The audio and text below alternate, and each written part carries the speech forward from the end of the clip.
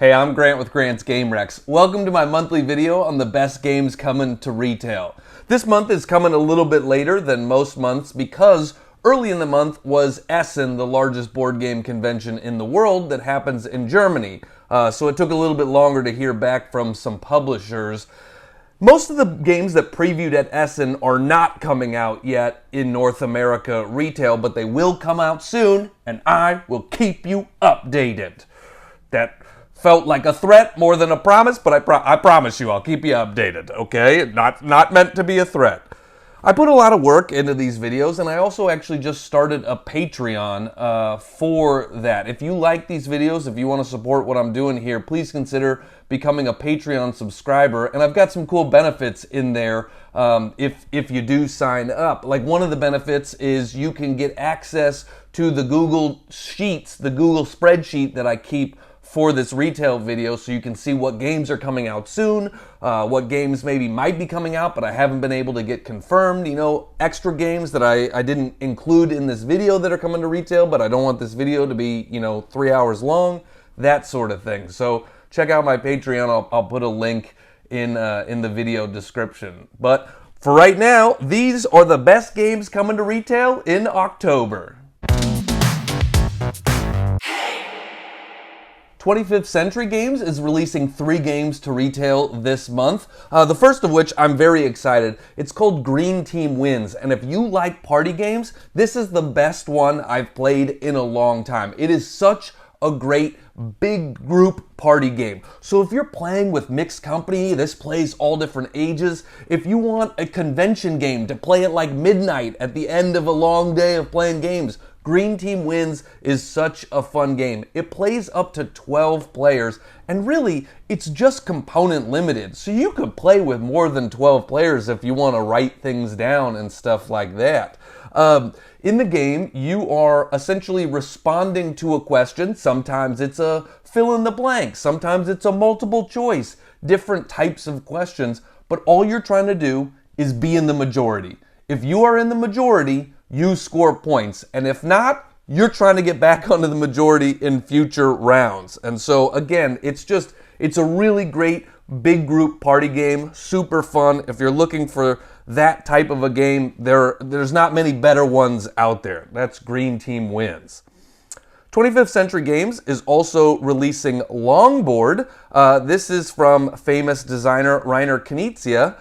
In the game, you are trying to build the biggest and best surfboards.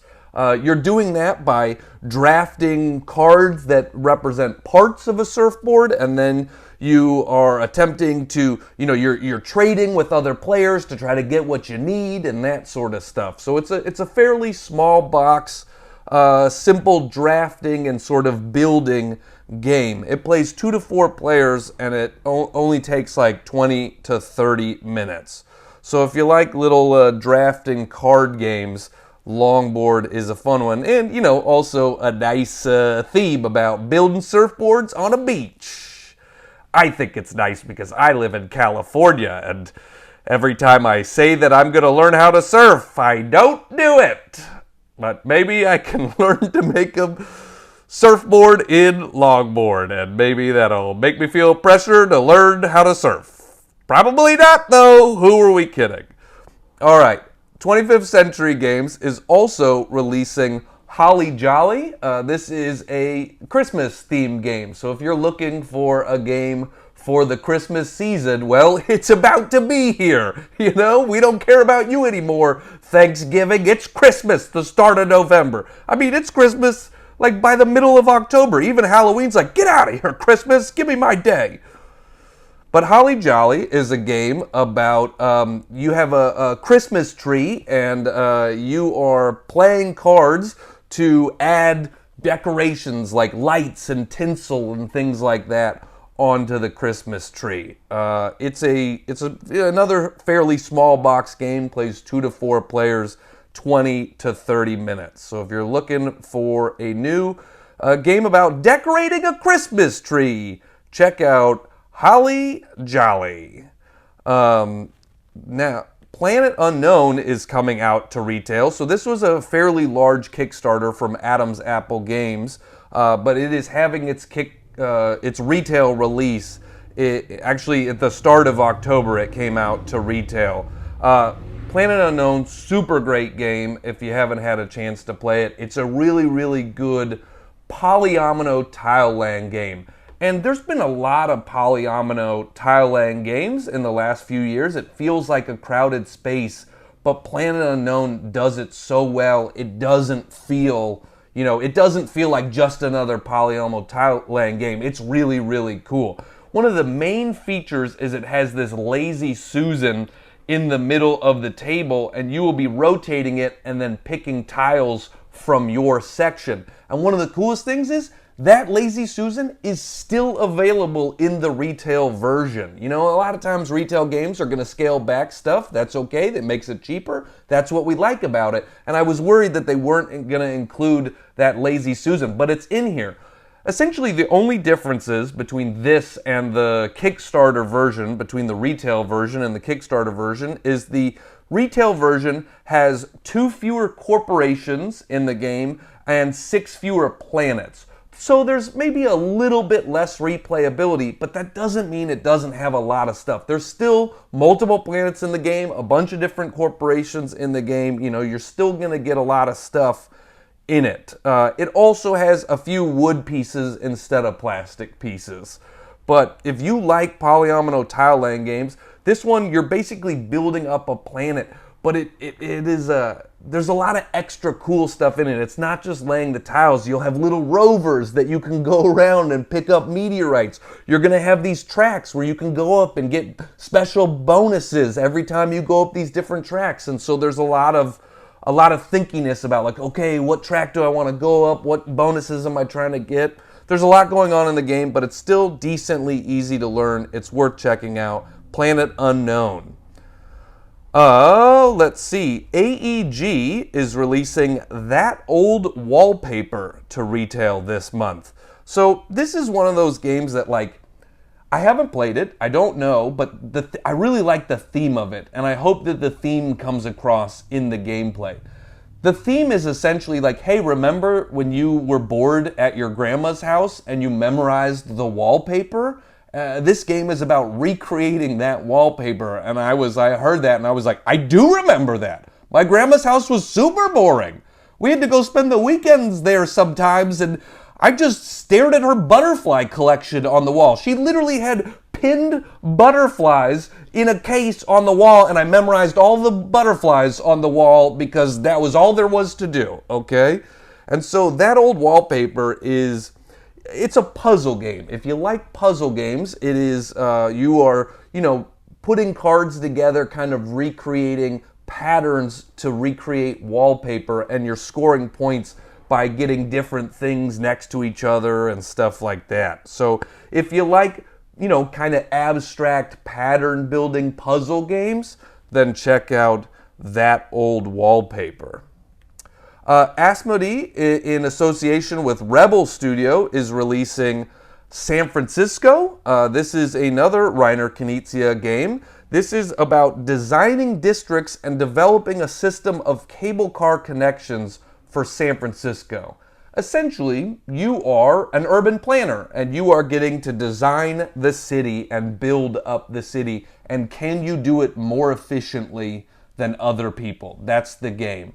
So, if you've ever walked around San Francisco and been like, why is the city laid out like this? This is dumb. Well, now you can do it better, okay? You think you can do it better? Well, try in the game San Francisco. All right, if you want to be a city planner.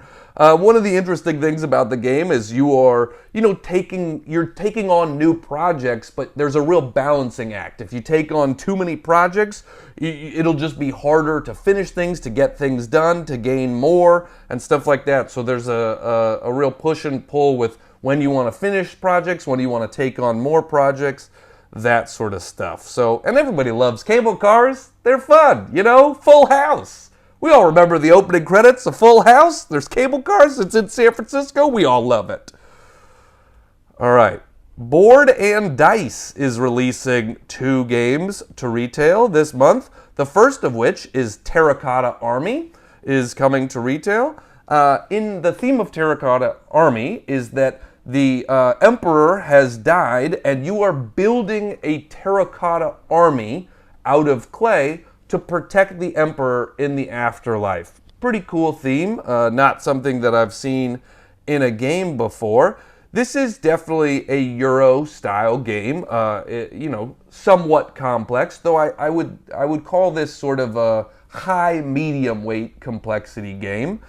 Plays 1 to 4 players in 90 minutes to 2 hours. And there's a lot going on in the game. There are these 3 different wheels, and these wheels will be spinning and getting you different bonuses and stuff. So, you know, if you take, you can take the bonus on the outside wheel. You can do, you know, it's hard choices of like what bonuses do you want? How are you gonna do this wheel stuff? But the main thing that's cool about the game is there is these little like these terracotta soldier pieces, and so you'll be taking all these different pieces out of the board and putting them, taking them out of the box and putting them onto the board. And there are different types of soldiers that come in different colors and do different things and score points in different ways. And every time you put one on the board, you put your own base colored ring on the piece, so you know which ones of yours are out on the board, and you're going to score points in different ways. You know, the kneeling archer is going to score points in a different way than the standing sentry sort of thing. And so, yeah, I mean, it's pretty interesting. A lot of stuff going on with a cool theme that I haven't seen before. So, yeah, that's Terracota Army. Board and Dice is also releasing Tiletum, and that's how you say it, because in my head I was saying Tiletum all the time. Tiletum. Do you want to play Tiletum? It's Tiletum. Tiletum. It feels like it should be Tiletum, but I'm going to let this one go. All right? So Tiletum is a Euro game through and through. It's even got the nice brown beige look you've all come to love in Euro games. So it's a game set in the golden age of the Renaissance, and you are moving around a map, visiting different cities and villages, and doing stuff along the way. The thing that makes the game different, the unique aspect of the game, is there is dice drafting in the game, but every dice represents 2 different things. And this is one of the things, this is what caught my attention about it. So, one, the color of the dice, there are different colored dice in the game. The color of the dice is going to indicate the resources that you get for taking that dice. And you get the number of resources by the number of pips on the dice that are showing. But then that dice will also let you perform certain actions, and it is inversely proportional to the resources that you get. So whatever pips are showing on the top of the dice, you get that many of that resource. But whatever pips are on the bottom side of the dice, it makes the dice that powerful for that specific action. So the more resources, the less powerful your action. But the less resources, the more powerful your action. And that's like a super ingenious way to do it, right? It seems so simple, but I've never seen it done before in a game. You know, the power of the action is inversely proportional to the value of the dice. That's just, I don't know, that's a really cool thing. So if you like dice drafting and you like Euro games, then check out Tiletum. Decently complex. It's a 3.2 on the BGG complexity rating right now. Brotherwise Games is releasing Call to Adventure Epic Origins. So this is, I believe, the 3rd game in the Call to Adventure series from Brotherwise Games, but it's a standalone game. You don't have to have played the previous games. You don't have to own the previous games, anything like that. This is a standalone game. It is a similar system, a similar game system to the other 2. You are doing tableau building to sort of build up your character. You are crafting a hero in the game, and you're doing that through a tableau of cards. There are a few things that this version adds, though. One, it it brings it to, like, they wanted to add some RPG elements into the game. So one, it's a high fantasy setting, which the other ones weren't as much. So this is sort of inspired by classic D&D and other role-playing games.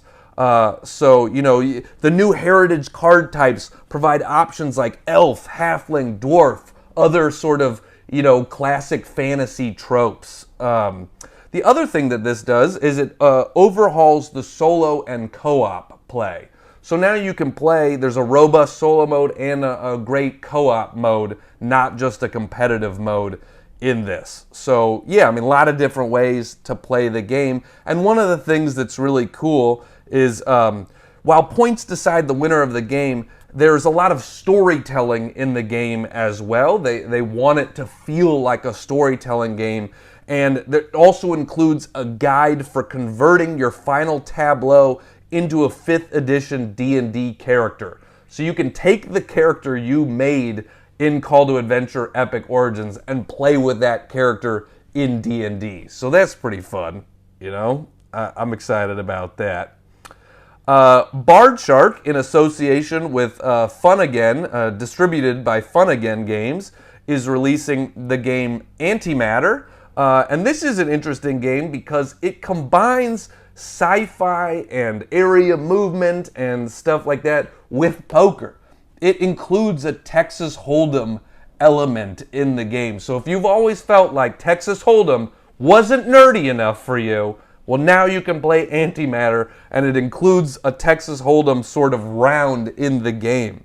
What you're doing is you're moving around this board, and you're commanding a unique crew of spacefarers. You're commanding a unique crew of spacefarers, and you are picking up loot around the board. You're getting loot in different ways. And then, after you've done that sort of round, every round sort of alternates between the like exploration, get loot, and then the Texas Hold'em. Then you can bet loot on a Texas Hold'em round and steal loot from other players if you win and that sort of stuff. So you can either be really good at the one thing or just be really good at poker and then use that to steal other people's stuff. So, you know, it's an interesting way to use poker in a board game, you know, combining sci-fi looting with Texas Hold'em here. Nice. Funko Games is releasing Jurassic World, The Legacy of Isla Nublar.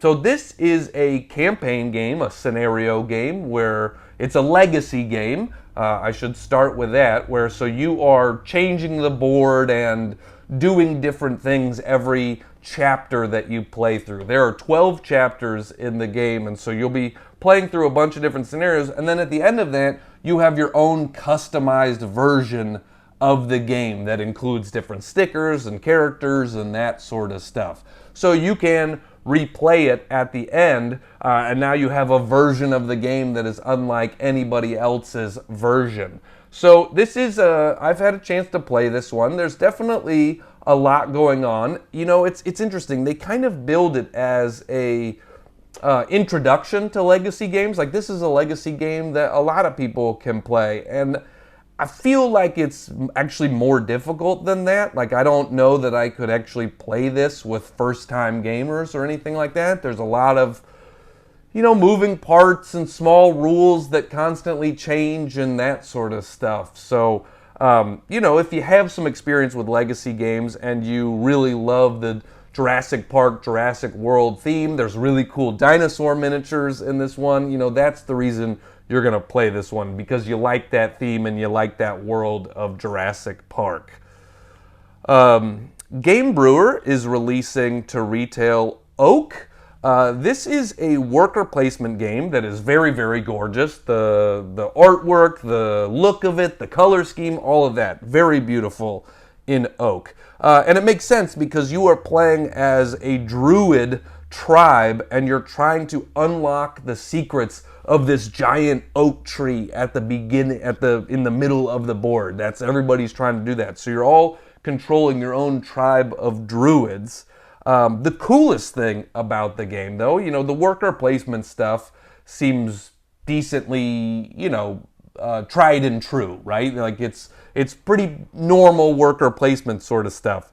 But the cool thing is you can upgrade your druid meeples throughout the game, and you can make them into like specialized meeples, and you do that by adding these little pieces of plastic on them that like, on one meeple you can put a cloak on it, and another one you can put antlers. You can add these little features to the meeples, and now that druid has a special ability and a special focus and can do one thing really well. So you're kind of choosing which way to upgrade your meeples and what special abilities to give them. And it's also just, it's kind of like a Lego, where you're like putting a little piece onto your druid meeple and now it looks cool and different. And I love that about it. So, if you like worker placement games and you want to like upgrade your meeples with cool little, fancy accoutrements, you can do that here. I don't know. I think that's just a really cool thing. So that is Oak from Game Brewer. Yellow, in association with Flat River Group, is releasing Break the Cube. So this is a puzzle-y type of game, but it's a three-dimensional puzzle. Every player will have a privacy screen, and you are building a little, cube sort of. It doesn't have to be a cube, but you're building a little pattern with your pieces behind your privacy screen. You are building a three-dimensional cube-esque type of structure, and everybody else is doing that at the same time. So we all have our little structure behind our privacy screen, and then you're going to be asking questions of other players and trying to figure out how their structure is arranged. And whoever can figure out the other people's cubes, you're trying to break their pattern, figure out their cube. If you can do it before they can figure out yours, then you win the game. And so, there is a fun little like three-dimensional element to it because you're actually building it up with these little physical components. And, just real problem-solving, sort of figuring out the pattern type of game. One of the interesting things is on your turn, you can either ask what an opponent sees from the top of one square, so you can ask that of one opponent, or you can ask every player what they see in a column or line. So you're trying to, ask interesting questions, figure it out right there. So that's Break the Cube. Then Yellow and Flat River Group are also releasing Distant Suns. This is a 2 to 4 player, 15 to 30 minute game. And in Distant Suns, it is a choose and write game. So you're not rolling any dice or flipping any cards, but you are essentially choosing different patterns to write down on your sheet. But one of the interesting things about the game is you choose the pattern that you want to write down on your sheet when it is your turn, but then you also tell other players which pattern they have to do, which structure, which sort of, what's the word? Why am I forgetting the word here? You get what I'm saying. I don't have to, do I have to say everything here in this video? It's like I'm the only one on camera right now. Oh, wait, I am? Okay, let me figure it out. So it's a figure. That's the word I was looking for. You are writing down a figure, you are drawing a figure on your own thing and telling everybody else what figure to write down. That figure's, God, I'm sorry about that dumb joke. So in the end, like the theme of the game is you are encountering aliens, upgrading your ship, discovering treasures, exploring black holes, and the outer world of the cosmos to become the most famous space explorer of the galaxy. So yeah, if you like choose and write games that play in 15 to 30 minutes, check out Distant Suns. Lucky Duck Games is also releasing 2 games to retail this month. The first of which is Flamecraft, which also had a very big Kickstarter, but is now having its retail release right now. The differences between the retail version, there's still a lot of great things in the retail version. You're going to have standees instead of little plastic miniatures, things like that. So still a lot of cool stuff in it.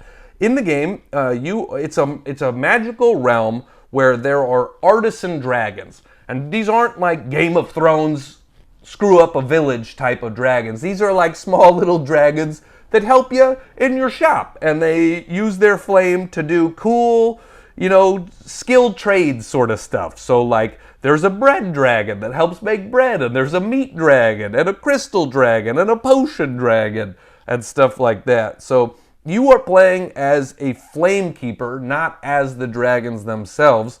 And you are gathering items, placing dragons, casting enchantments to enhance the shops of the town. So you'll be moving around the board and collecting resources and doing, activating different special abilities and that sort of stuff. So again, one of those ones where it's like, yeah, we've seen the mechanisms before, but the theme and the artwork and the adorableness of this game is what's gonna make it hit the table, is what's gonna get you excited. It's what's gonna, make you want to play this one. It is, it's a medium weight game, but yeah, it seems like the type of game you can teach fairly easily to people and stuff like that. So, and I'm one of those people that loves the theme of this game. I want to hang out with dragons. This is like how to train your dragon in board game form. We made friends with dragons, and they're helping us out in the village. I love it. I want a dragon to help me out. Dragon, come help me make this video, Every time I hit a new game, a dragon just sprouts a thing of flame, just like, it's like my air horn. Instead of being like, bah, bah, bah, a dragon's just like, and everybody's like, yeah, that's pretty tight. Yeah, that's pretty cool. All right, Lucky Duck Games is also releasing Tidal Blades Banner Festival to retail this month. So this is a game that is set in the Tidal Blades universe. There was a game that came out a couple of years ago called Tidal Blades Heroes of the Reef. There's a new Tidal Blades coming out next year. This is a much lighter game than the original game. So the original game, a lot of stuff going on, a lot of dice rolling and worker placement sort of stuff. Well, Tidal Blades Banner Festival is a game that plays more in like 45 minutes instead of multiple hours. I mean, if you know what you're doing, you could even probably play it in like 30. And it's a interesting sort of trick-taking game. And I almost feel like trick-taking is like not the right way to describe it, but I don't know what else to say because it is a pretty unique game. And one of the interesting things, you will be playing cards down, but the cool thing is there's a benefit for everything you play. So if you're the highest card in the trick, you're going to get one benefit. If you're the lowest card, you're going to get a benefit. And if you're in the middle, you're also going to get a benefit. So it becomes about figuring out which benefit you need in the moment and playing the right cards to try to get that benefit. It's about timing your benefits, and that is really cool.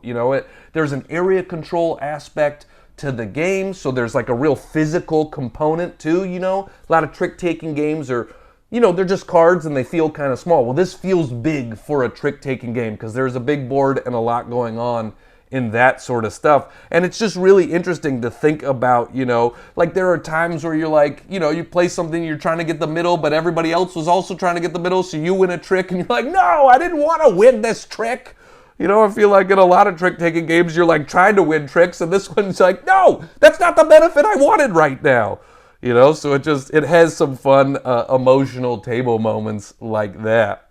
So yeah, check out Tidal Blades Banner Festival. It's also a really cool world that they've created in Tidal Blades. The first game was about essentially you were competing against other members to try to be the person that fights the monsters. You were like engaging in a whole like ceremony to see if you got the honor of being the person that represents the community to fight these monsters. And then the third game that's coming out next year, you'll actually be fighting those monsters. But this version is essentially like, hey, that ceremony has already finished, and now we're doing the big celebration. We've picked our champion, and we're celebrating our champion, and now you're playing as merchants in this version of the game of the Tidal Blades universe in Tidal Blades Banner Festival. You're playing as merchants trying to like make some money and capitalize on the celebration that's going on when we're celebrating our new champion.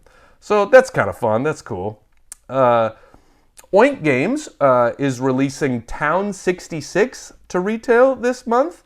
So Oink Games has really made a name for themselves. They're a Japanese publisher, but they've made a name for themselves making very small box games that are quite good. You know, I love Deep Sea Adventure. I love a new game called Scout from them. They make these, you know, their games are literally about that big. Consistently, they make very small games, but they still have like a lot of strategy and a lot of fun in those very small box games.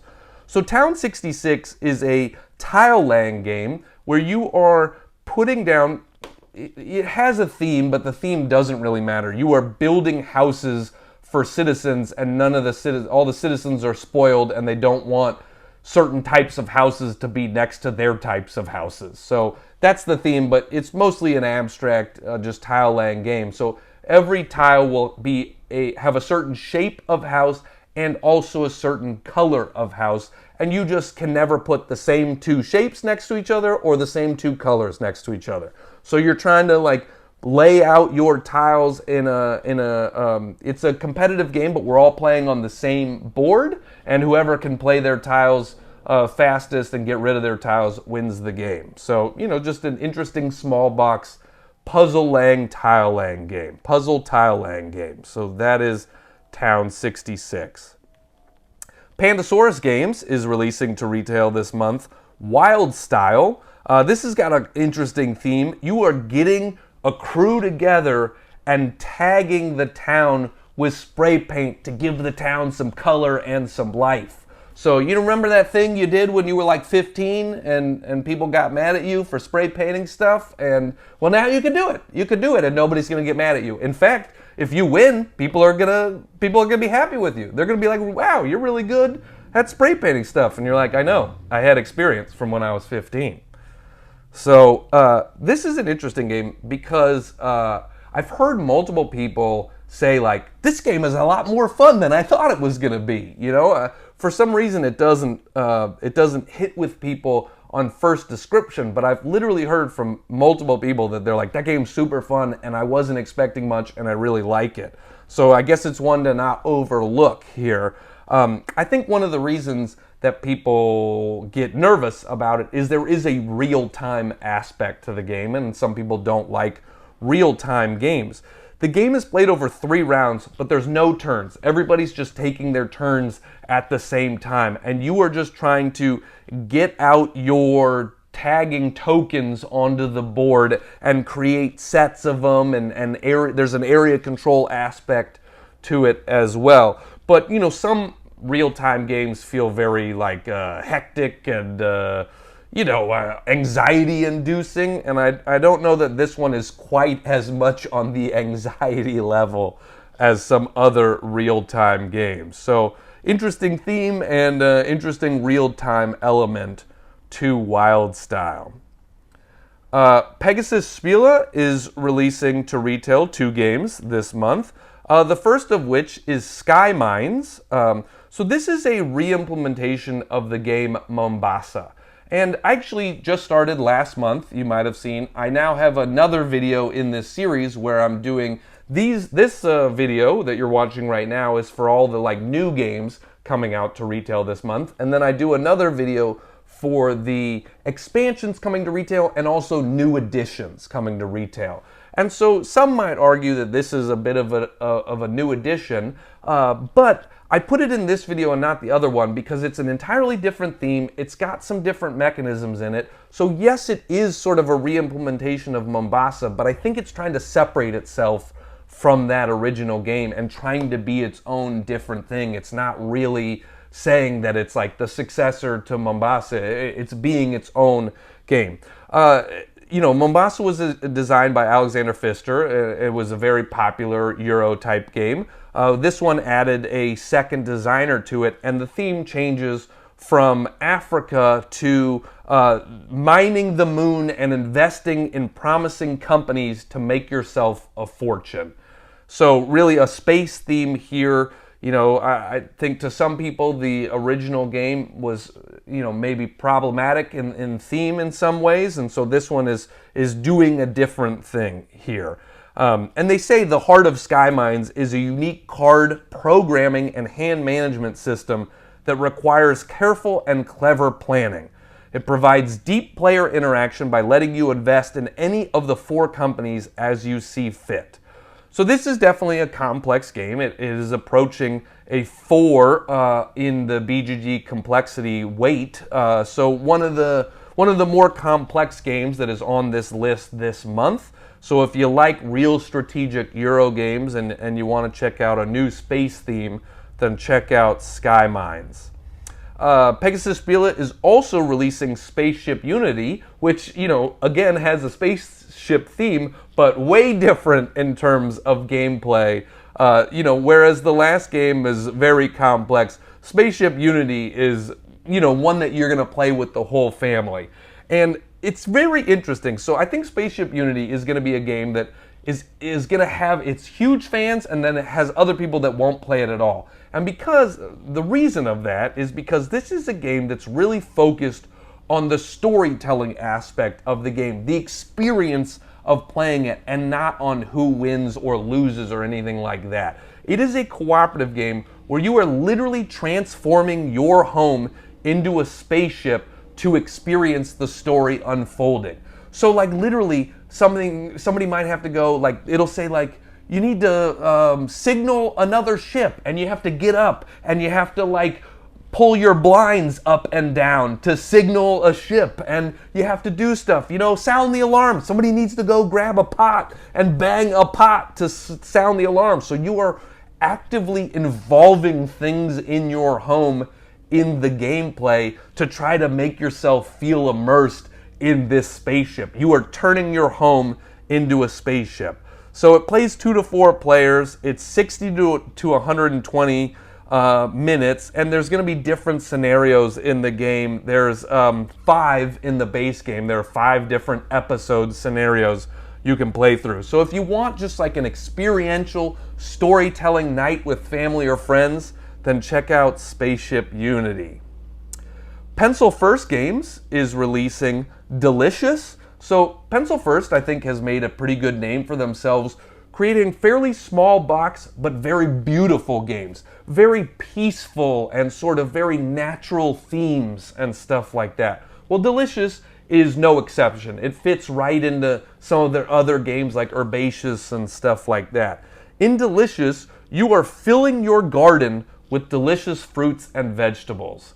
It is a flip and write game where you are going to be flipping over some cards and then using that fruit or vegetable to fill in some certain spots on your board and trying to get points in different ways. So, it's a very pretty, very peaceful themed game.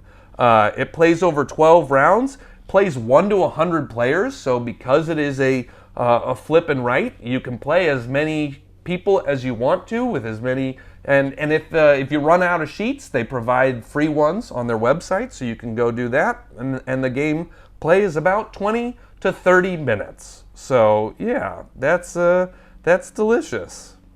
Red Mojo Games is releasing Tindaya to retail. So some have called this the sort of spiritual successor to Spirit Island.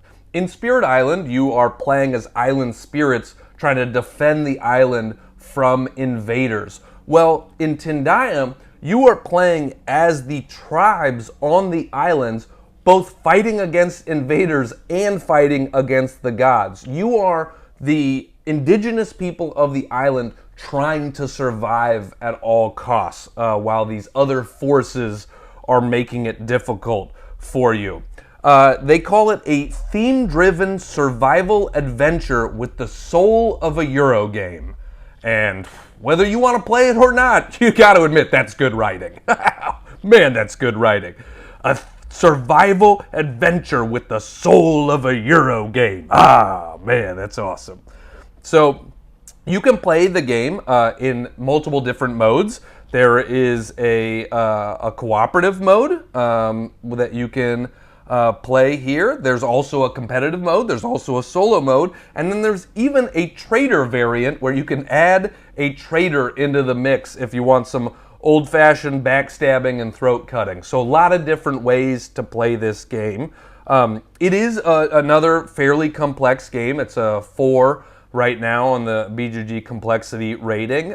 Plays 1 to 4 players and plays in 45 to 120 minutes. So, you know, I'm glad that we're doing themes like this where we're not just sort of, you know, adding to the world of imperialism, but instead sort of flipping it on its head and fighting against the imperialists. That's pretty cool. This one in particular is set in the 15th century on a paradise known today as the Canary Islands. So, yeah, it looks pretty cool. A lot going on. So if you like Spirit Island, then check this one out. This is kind of a new one in that world. Renegade Game Studios is releasing American Psycho, a killer game. This is a trick-taking game set in the theme and the world of American Psycho, the movie with Christian Bale. You can see on the cover here, it's even Christian Bale on the cover. So it's a fairly traditional trick-taking game in that you are, you're contributing a card to the trick, there is a suit, but then there is a killer suit that beats the leading suit, a trump suit like normal.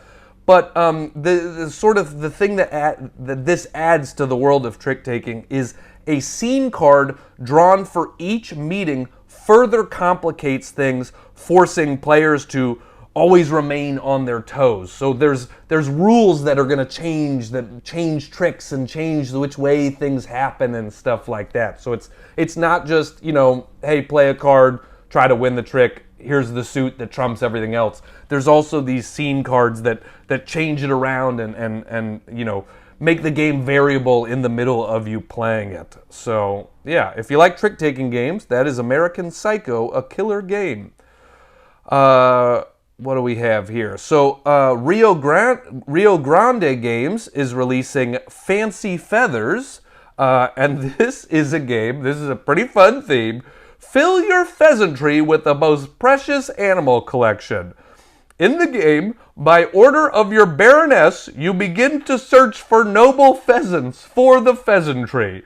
So I just imagine like a lot of very buttoned up three-piece suit guys being like, oh, I love your pheasant. Mighty fine pheasant you have there, chap.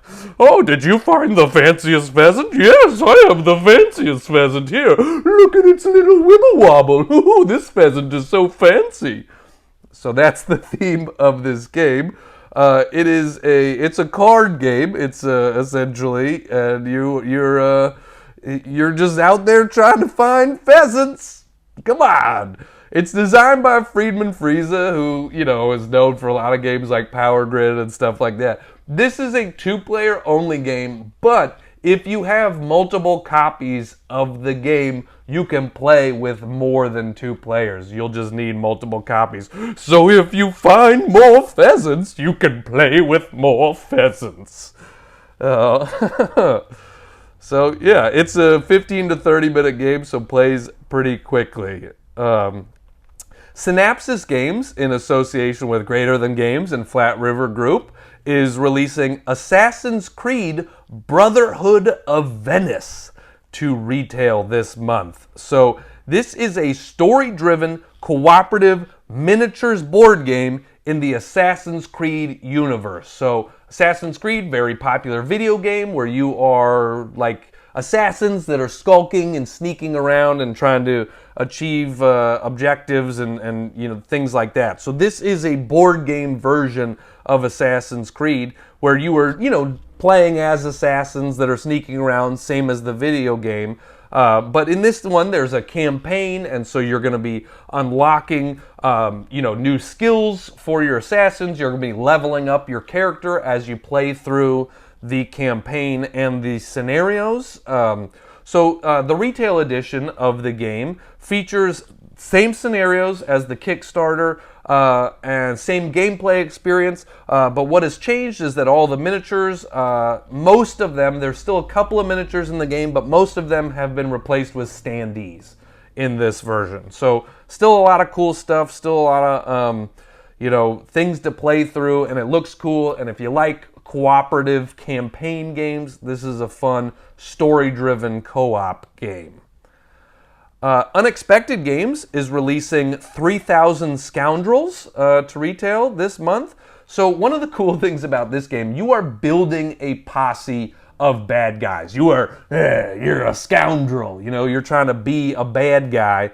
But one of the interesting things about the game is it's full of these sort of clear cards, like if you've ever played Gloom, those types of sort of clear cards that just have a feature on them. And so you are literally laying cards on top of each other to build a bad guy. You are trying to build a posse of bad guys by giving your different characters different features. And the reason it's called 3,000 Scoundrels is because there are literally 3,000 combinations, possible combinations of bad guys in this game. So it's always going to feel different when you're playing it. I don't know that you're ever going to play through all 3,000 bad guys here. And so, yeah, each leader, you're assuming the roles of rival leaders attempting to steal precious technology left behind by a person known as the Traveler. This is like an alternate history Wild West, you know, where there's like cool pieces of technology and stuff like that. But it's mostly about, you know, creating those characters and stuff like that. So that's what makes me excited about this game. Finally, here I have WizKids is releasing Shapers of Gaia. This is a 2 to 3 player game that plays in 60 to 90 minutes. You are competing over resources and land to rejuvenate the world of Gaia. You're essentially trying to repopulate the planet with, you know, different animals and things like that. So there's a tile laying aspect of the game. There's a decent amount going on in the game. It's not just like a real simple game. It's not crazy hard, but it includes 6 shapers, each different. So there's a little bit of asymmetry into the characters that you're playing here. During the game, you must use your unique abilities to come out on top as you compete with others for resources and prestige. So yeah, that's from WizKids coming out to retail this month. As I mentioned at the top of the video, I did just start a Patreon if you want to check that out. You can see some other games that are coming out to retail this month that aren't included in this video, and you can see some other things that will be coming out in the future. Right now, my November has like 60 potential games on it, and so, you know, some of those definitely won't be coming out in November, but they're on my radar, and I got to follow up with publishers, and then we'll figure out which ones are actually going to make it to retail in November. So if you want to see all of that sort of stuff, you know, check out my Patreon, link in the video description. Thanks so much for joining me. I enjoy doing these videos. I hope everybody finds them useful. You know, thanks for commenting and sharing and liking and all that sort of stuff. So I'm Grant with Grant's Game Rex, and these are the best games coming to retail in October.